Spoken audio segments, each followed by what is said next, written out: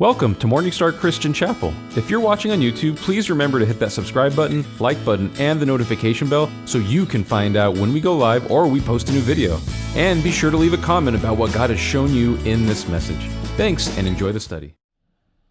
Shall we open our Bibles this morning to the book of Daniel, chapter 6.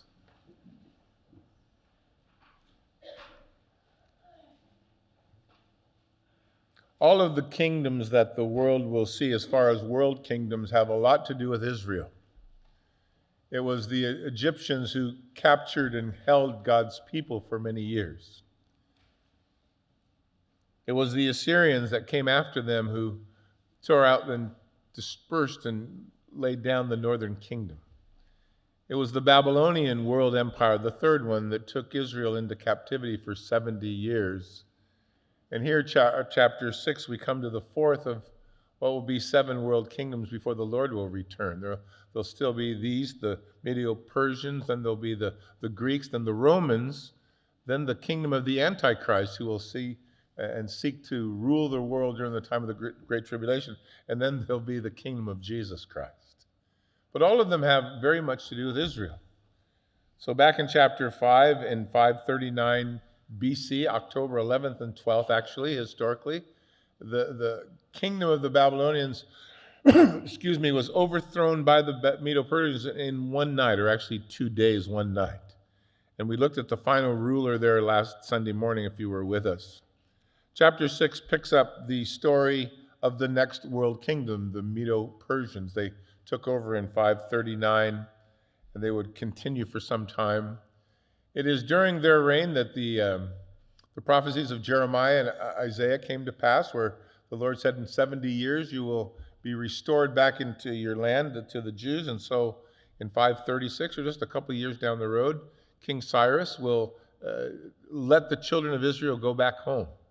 There'll be 50,000 only that will go, because that was quite a rough road. There was nothing there. And the folks had gotten pretty comfortable in that, that city kind of Babylonian living. But God would begin this work again of restoring his people. This morning, as we join Daniel, Daniel has been serving the Lord well into his late 80s now. In fact, he got taken into captivity. He was about 15, and these 70 years were about up. So he's pushing, 90, if you will. But it is an example of this chapter of God's keeping power, and that you can always count on God's word. He is faithful to you. And today you serve the same God Daniel did. And so in the troubles you might face, the difficulties you might encounter, it's the same God who has promised to care for you and be with you. The Bible tells us we're under his care. I think Peter wrote in chapter 1 of 1 Peter, verse 5, that we are kept by the power of God through faith unto salvation. That Isaiah would write, no weapon formed against you will prosper.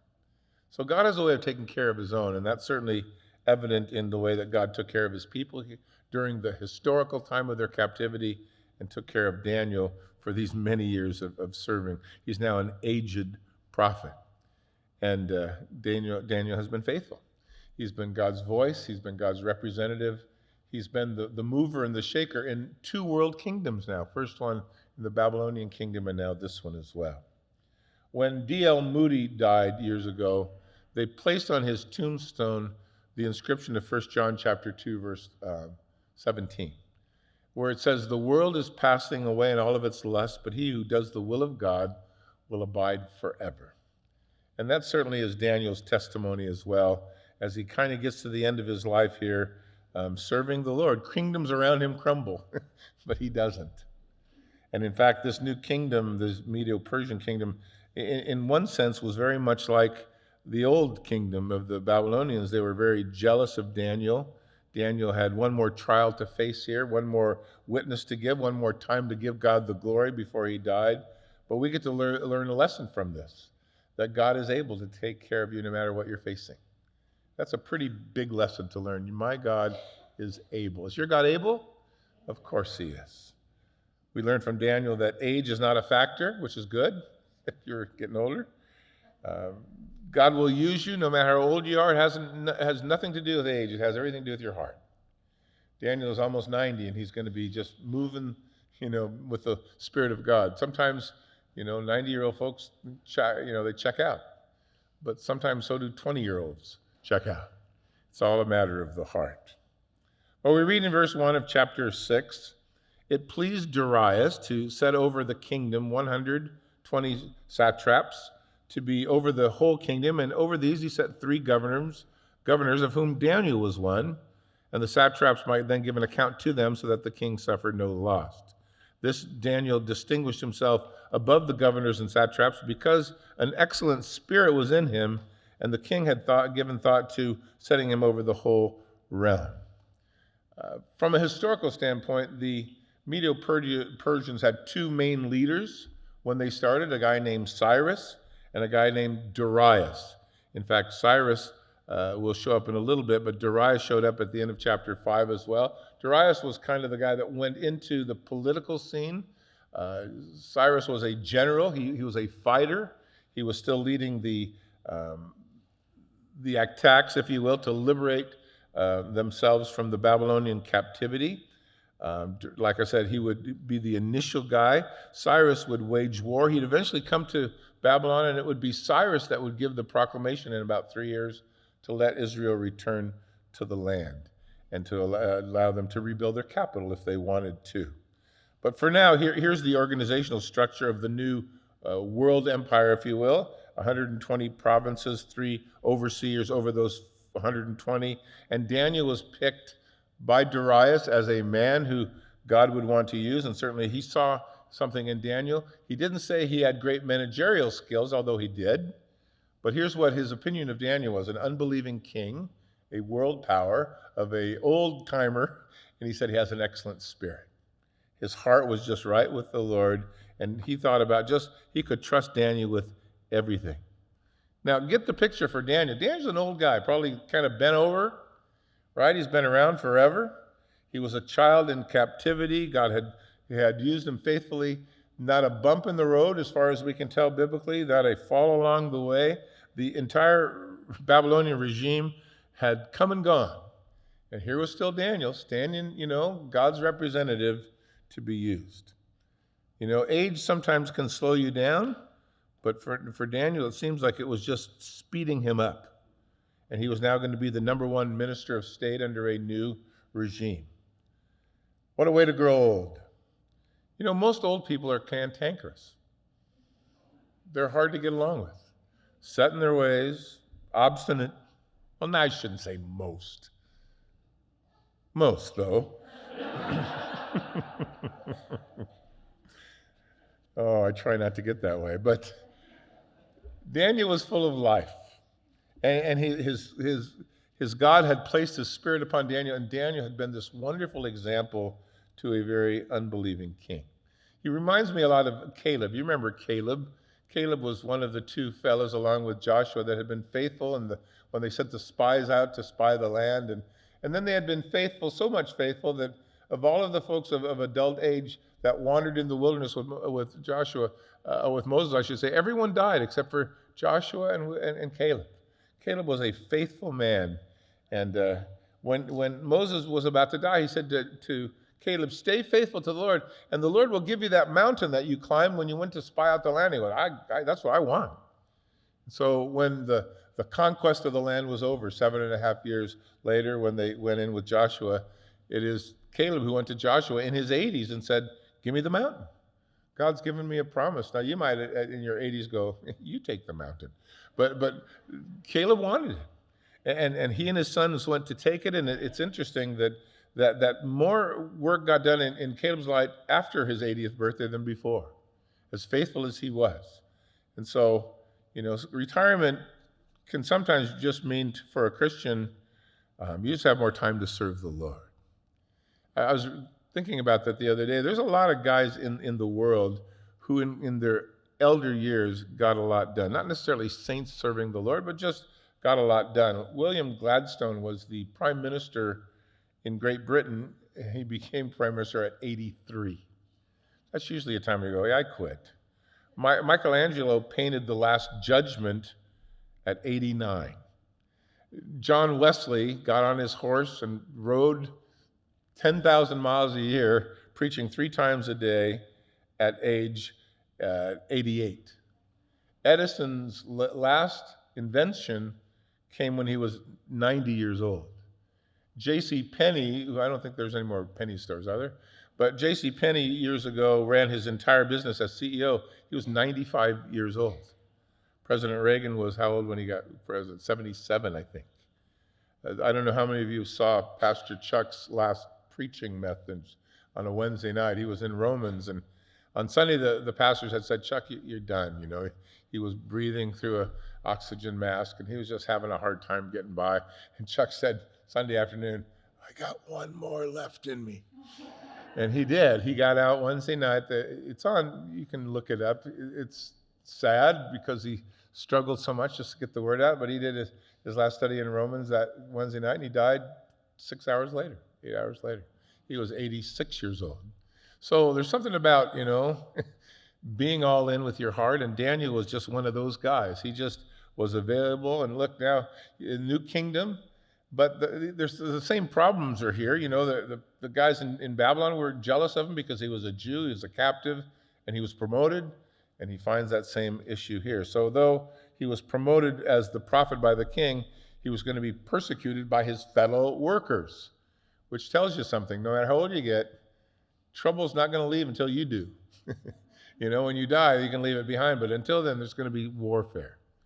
So we read in verse 4, so the governors and the satraps sought to find some charge against Daniel concerning the kingdom, for they could find no fault or charge. He'd been faithful. There was no error or fault found in him. And so the men said, "We shall not find any charge against this Daniel unless we find it against him concerning the law of his God." A couple of things. Number one, sin is always going to be there hounding your steps. I don't care how old you get, that's not going to go away. Second of all, Daniel now finds himself doing all of the things right and self-suffering for it. Some kind of government secret investigation was set out in this new kingdom. I doubt the king knew anything about it. Certainly Daniel did not. But the purpose was very clear. Let's discredit him. Let's find some skeletons in his closet or dig into his past. Maybe we can get a little dirt on him so we can get rid of this guy. Who does he think he is? He's a captive. We're the Medo-Persians. We've just conquered the world. Maybe they tapped his phone. I looked up his social media page, just trying to find out if they could get something where the cracks might be. Yet his walk with the Lord was such that he found himself obeying all the rules. Now, he lived in a very worldly, idolatrous life, in a culture that was horrible. He might have had all kinds of reasons to rebel against the culture, but when the people who hated him went to see if he broke any rules, they couldn't find any. Faithful, honest, dependable Daniel. Trustworthy. They couldn't find a thing. Isn't that the kind of life you want to live? Where people can't find a thing. They may not like what you're saying, but they can't really do anything with your life except pay attention. So instead of, finding a way out and hoping that they could take care of him, notice at the end of verse 5, or end of verse 4, there's no cracks in the army at all. And so he lived above reproach. I remember Pastor Chuck years ago teaching this chapter 6, and he said to us, sitting in church on a Sunday night, if someone were to follow you home tonight and stay with you for a week taking notes, what would they come up with? Hopefully it wouldn't be any different than what we see of you in church. Well, that was Daniel's testimony. He was just a guy who lived it out. He didn't break the rules. He was a guy that he didn't cut corners. He didn't see himself privileged. They couldn't find any reason to discredit him at all. And so they went to the one thing they knew he wouldn't step away from, his relationship to the Lord. And notice in verse 5 that he said, let's use his commitment to the Lord against him. It reminds me of those words that Jesus spoke there in Matthew 5 in the Sermon on the Mount when he said, blessed are you when you are persecuted for righteousness' sake, and when evil men speak evil against you falsely, great is your reward in heaven. So they went after Daniel, but they really couldn't find any fault, except they knew he was a committed believer who would do what the Lord said no matter what. There would be lines that Daniel wouldn't cross, but they all had to do with his devotion to the Lord. Aside from that, if he didn't have that kind of commitment, this plan wouldn't have succeeded at all. But they knew Daniel was a man who would stay fast to his commitment. So here's their plot, verse 6. These governors and all thronged together to the king, and they said, "O King Darius, live forever. All of us governors of the kingdom, the administrators and satraps and counselors and advisors, we've consulted together, and we want to make a royal statutes and make a firm decree that whoever would petition any god or king for the next 30 days, except for you, king, they'd be thrown into the den of lions. O king, establish this decree. Sign the writing so that it cannot be changed according to the law of the Medes and Persians, which does not alter. And therefore, King Darius signed the written decree." This plan would only work if the king was prideful, and this would appeal to his flesh, if you will, and Daniel would continue to pray no matter what. And they believed both of those things to be true. And so they went to the king. First of all, verse 7, they lied. They said, "We had a meeting, all of us leaders, and we all decided this would be a good idea." I'm sure that the word all should be, well, except for Daniel, because I can't imagine he voted for any of this at all. Secondly, what king in their right mind would want a decree that said, "You have to talk to me for anything and nobody else for a month"? Leave me alone is what I'd say. But yet, here's that appeal to the position of power. You know, they offered to Darius, "Hey, you could be the god of the month. For the next 30 days, you're God. Nobody prays, nobody offers, nobody petitions an idol. You're the guy." And he went, "I like that." And after all, he was just in charge. You know, this is a new position for him, and glory and the flesh kind of go together like peanut butter and jelly, I guess. So these guys had a pretty good knowledge of human nature, that you flatter a king like this, he's liable to go for it. And then the punishment's extremely, strong. If they don't do it, we kill them. We feed them to the lions.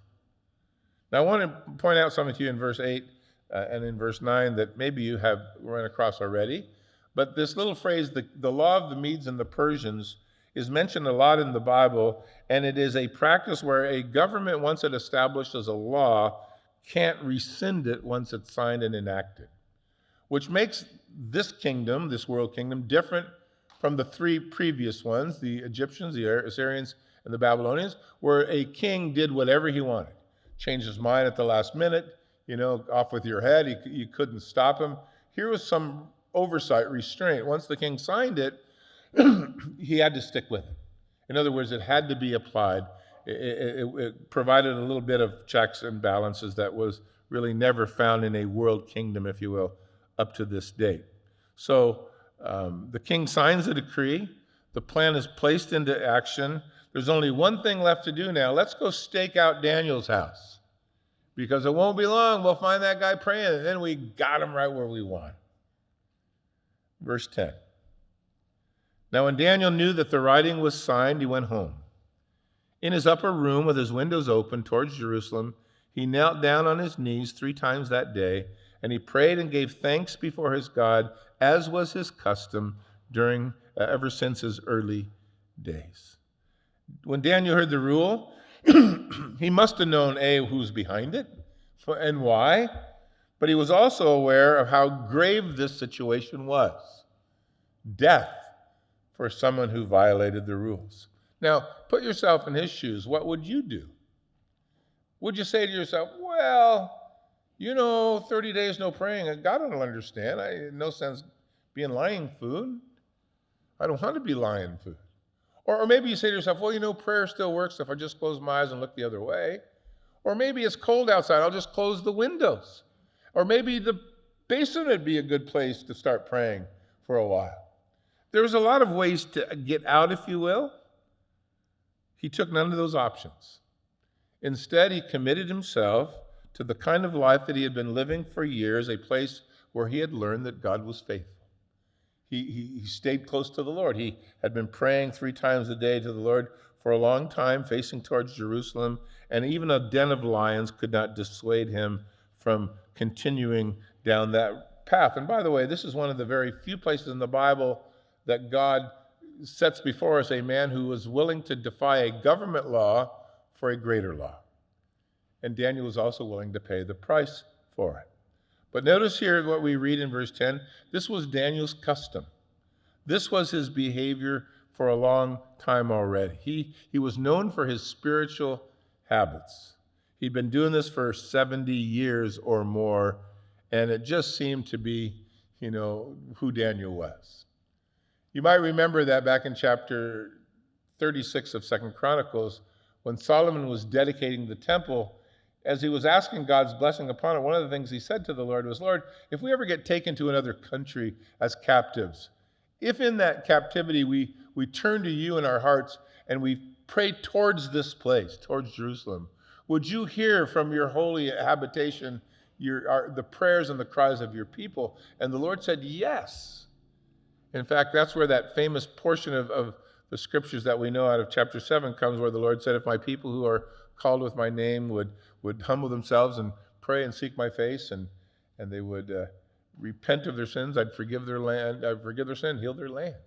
So the Lord said yes. So Daniel in captivity had learned that as a practice. He had begun to face Jerusalem from wherever he was positioned, and that's where the Holy of Holies stood. That's where the presence of God was amongst the Jewish people. And that's where, not that it could hold him, but that was what represented God's presence with him. By the way, if you go to Israel with us, it is also the reason the Jews gather at the Wailing Wall to pray towards the Temple Mount, because that's where that temple of Solomon stood, if you will. And so they're facing in that direction even to the present tense. So Daniel was faithful to pray based upon the promises of God. He was consistent to pray because the Lord had told him that that's where he could look. He was focused, he was deliberate, he was serious, and he was committed to praying. And you read something else. He was on his knees. Now, I don't know about you, but being on your knees praying is not the easiest way to pray. However, if your prayer practice is to pray at night, as you crawl into bed with a full stomach, with your covers up to here, on a really soft pillow, and you get the words out, Lord, today, that's not good either. One thing about praying on your knees, it'll keep you in touch. You'll know exactly why you're there. It's hard on you, it's not fun, but it'll keep you focused. You won't be daydreaming, no, I got to get done here because I got to get up. And Daniel 3 times a day got on his knees. Psalm 55, in the evening, in the morning, and at noon, I will pray and cry aloud, and you will hear my voice. And it had been Daniel's life for really his entire life. Now we read that he thanked the Lord. And I don't know about you, but I'm not sure after I heard that I'm about to be fed to the lions, and I'm thank you, Lord, for this situation. But that's Daniel.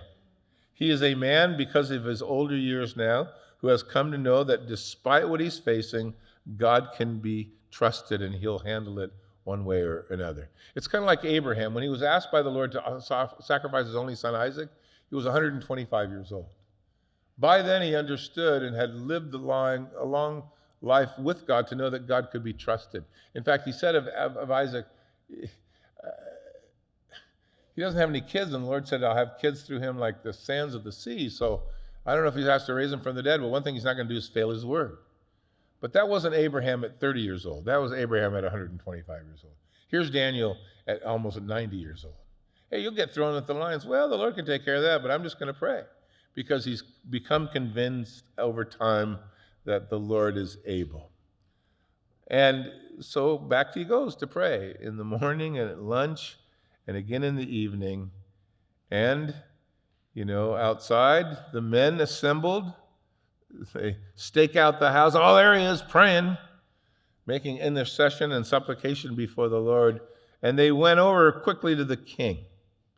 And they said about his decree, hey, king, haven't you signed a decree that every man who petitions any god or man within the next 30 days, except for you, O king, shall be thrown in the den of lions? And the king said, The thing is true, according to the law, again, of the Medes and the Persians, which does not alter.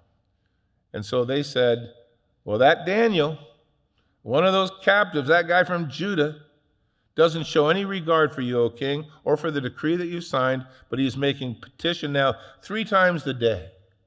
And when the king heard this, he was greatly displeased with himself.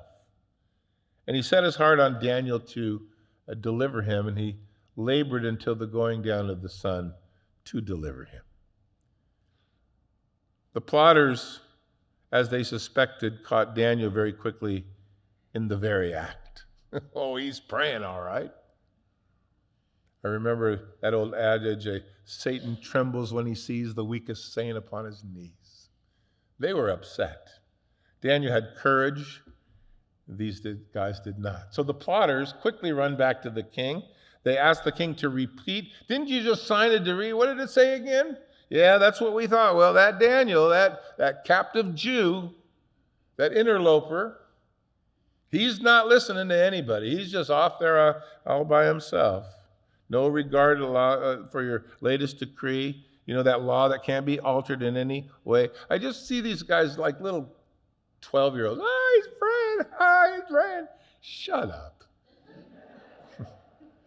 It wasn't fair to Daniel. Certainly wasn't fair to this king, who seemed to have a pretty good insight into Daniel's faithfulness. His response when he heard about it was, oh, I'm such an idiot. He realized he'd been set up. He was displeased with himself. And he set about right away to make sure that by the end of the day, whatever law this was that he had signed, somehow there was a loophole that he could find and get Daniel released. So he went, look, he signed the thing willingly, he got caught up. But by the time this now works out, he went, oh, how dumb can I possibly be? He realized he'd been hustled by these wicked men, and they wanted to remove Daniel because the king was thinking about putting him in charge of everything. Pride got to me. How old was this guy? Chapter 5, verse 31. He was 62 years old. So pride, it's not just something when you're young. What a fool I've been. Anyway, he sets about looking to deliver Daniel, and notice that this heathen king is in Daniel's corner because he appreciated the work that God was doing. Daniel was a tremendous witness to him. He would have never agreed with Daniel's philosophy of life, but he recognized the hand of God upon Daniel, and it gave Daniel a place of standing. Meanwhile, the heartless group sat around watching the clock. All right, when the strike is midnight, that's going to be the end of him. They knew the law demanded application before the day was over. And in verse 15, they go back to the king and say, now, king, you know that it is the law of the Medes and the Persians that no decree or statutes which the king has established can be changed. And so the king finally had to give command that they bring Daniel to cast him into this den of lions. But the king said to Daniel, your God, whom you serve continually, he will deliver you. Interesting words of optimism from a king who had been complicit in all of this, and didn't really know the God of Daniel.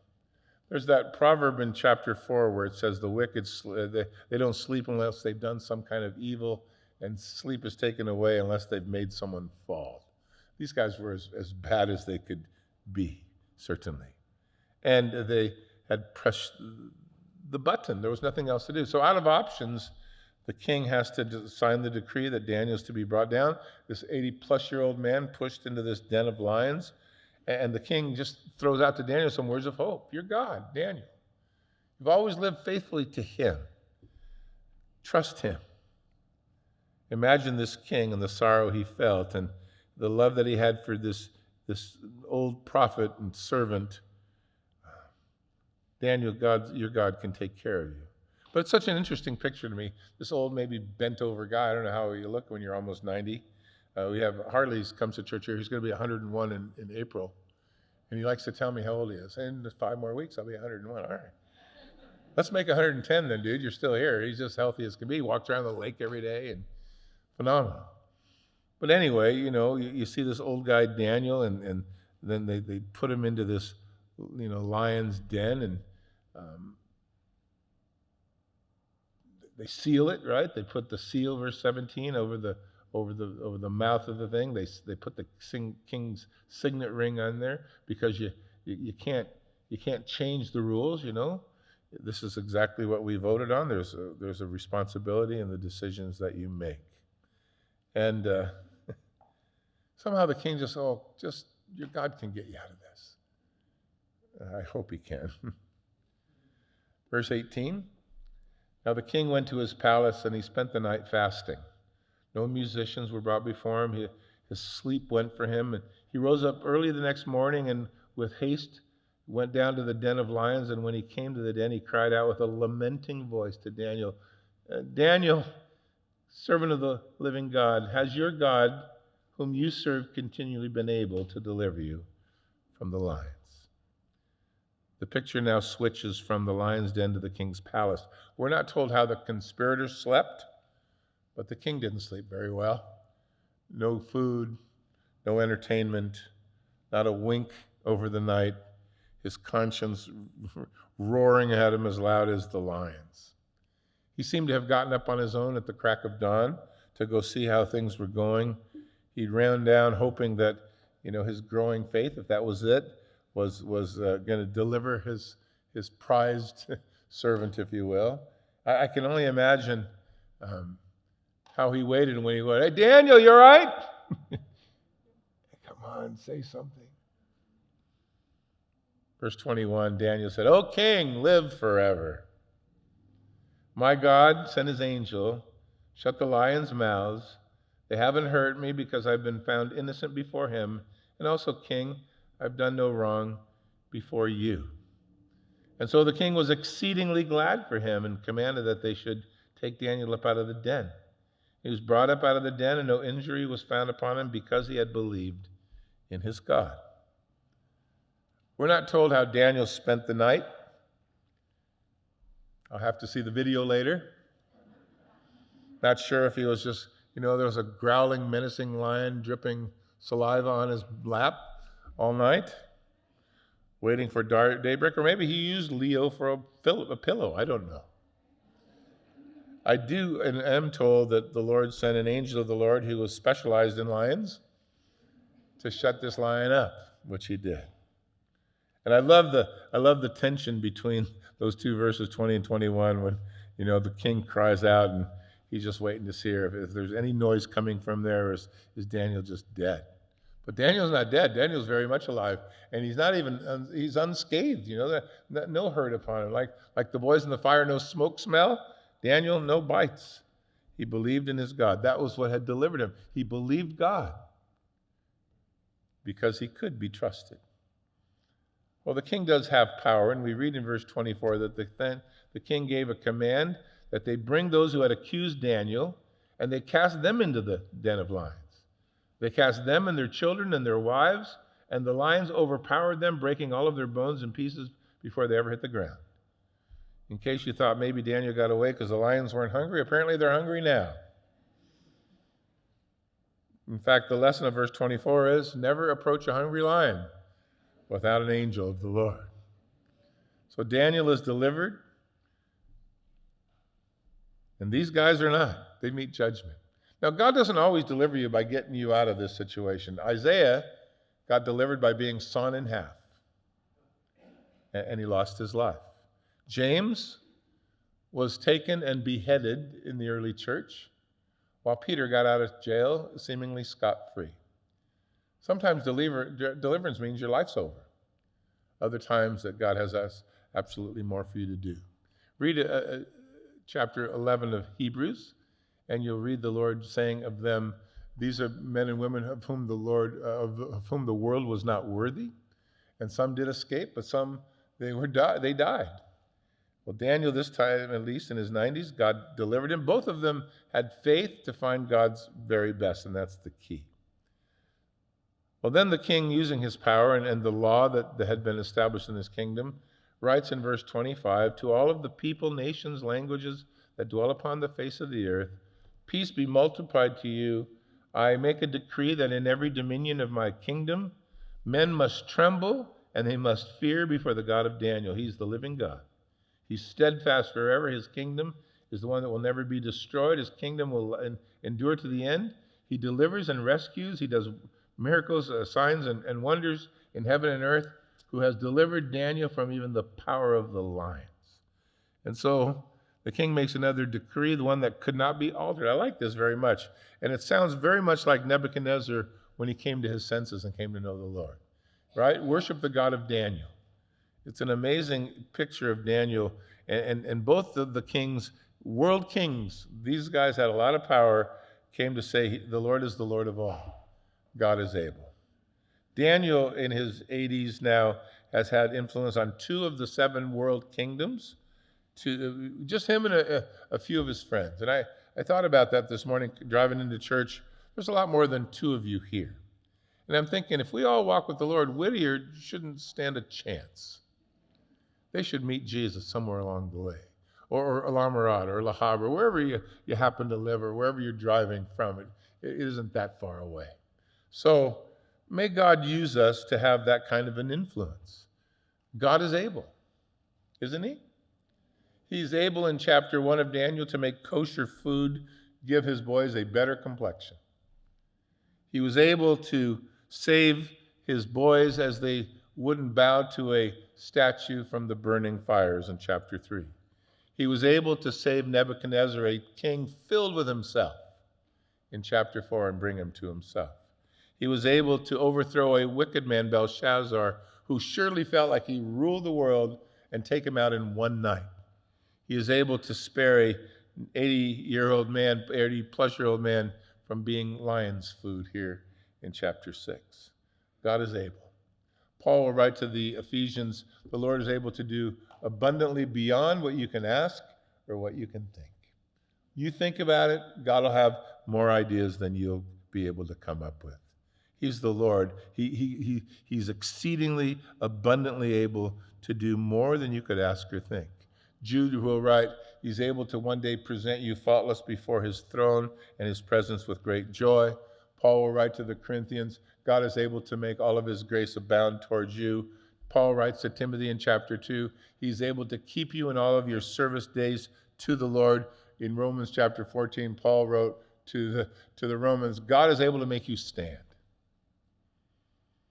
His word will build you up. His hand will provide for you. I think you can make a list yourself of all the things that God is able to do. He'll save you from all things. He'll keep you in all of your ways. God is able. And maybe this morning you are facing some tough stuff in your life and you wonder where you're going to turn. Just look to him, because he's more than able. More than able. Well, I can't think of how he's going to get me out. That's all right. He's more than able. His work begins when you can't work anymore. God's work begins at man's extremities. When man hits his extremity, God finds opportunity. Learn that from Daniel. God is able. Amen? Father, thank you this morning for your word to us. What a great lesson Daniel is to us. His many years of faithful service, never really got to live his life free in the world in which he was born. He was forever in captivity, always kind of surrounded by those who didn't care much for you, and yet he continued to shine. He was a tremendous influence. He lived an exemplary life. He was filled with your Spirit. He was bold, unwavering, and yet responsible and respectful, and he was a tool, God, that you used for generations. So, Father, may we be those kind of people in this community, in this day and age, that your name would be exalted, that people would see that you're a God of wonders and miracles, signs, and abilities. May it be seen in our life. And Father, for those that are here this morning struggling, may they walk away from this morning knowing, God, that you are a God that would like us to cast our cares upon you, for you care for us. That we can lay our burdens at your feet and not pick them up again, leave them there, and go out with the joy of the Lord, letting God worry about what needs to come next. Because he doesn't worry at all. He knows. May we find that rest that Daniel did, and that deliberate kind of choice where we are known for our spiritual lives. And Folks see it, whether they believe it or not, or agree, it doesn't matter. They see it and they depend upon it. May you use us in these last days, we pray.